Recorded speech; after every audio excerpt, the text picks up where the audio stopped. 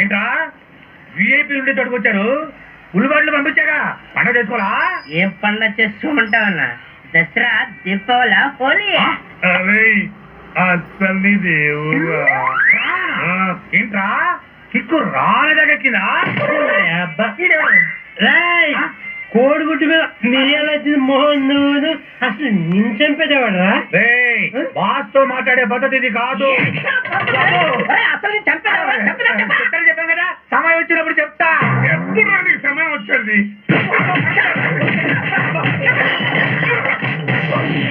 ఓడిని security కోసం 3 నెలలుగా మమ్మల్ని కుక్కలాని ఎంబడి తిప్పుకుంటావు రే.